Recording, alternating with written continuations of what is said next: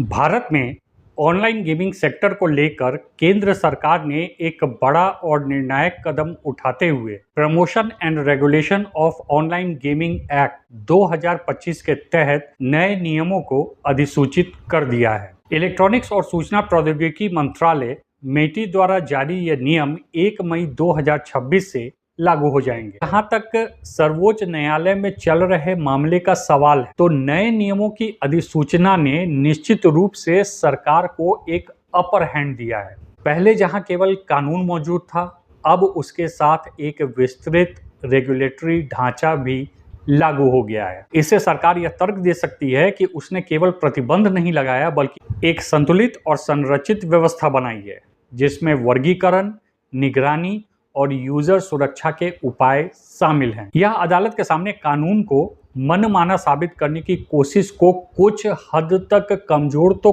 कर सकता है। हालांकि मैं यह स्पष्ट कर दूं कि इसका यह मतलब बिल्कुल नहीं है कि कंपनियों की चुनौती खत्म हो गई है। अब वे न केवल कानून बल्कि नियमों और प्राधिकरण की संरचना को भी चुनौती दे सकते हैं। वे यह तर्क दे सकते हैं कि प्राधिकरण को अत्यधिक शक्तियां दी गई हैं, निर्धारण की प्रक्रिया अस्पष्ट है और यह पूरी व्यवस्था प्रत्यक्ष प्रतिबंध यानी कि डी फैक्टो बैन के समान है, भले ही उसे नियमन के रूप में प्रस्तुत न किया गया हो। इसलिए इस बात को आप समझें कि इस पूरे विवाद का निर्णायक बिंदु वही पुराना लेकिन महत्वपूर्ण प्रश्न रहेगा कि क्या रियल मनी गेमिंग को पूरी तरीके से जुआ माना जाए या फिर उन खेलों को अलग श्रेणी में रखा जाए जिनमें कौशल का तत्व प्रमुख है। इसके साथ ही अदालत यह भी देखेगी कि क्या सरकार द्वारा लगाया गया प्रतिबंध या नियंत्रण प्रोपोर्शनेट है या फिर वह व्यापार की स्वतंत्रता पर अत्यधिक प्रतिबंध लगाता है। इन्हीं मूल प्रश्नों पर बहस होगा और निर्णय होगा, न कि प्रोगा के लागू होने या न लागू होने से इस पूरे मामले पर कोई इफेक्ट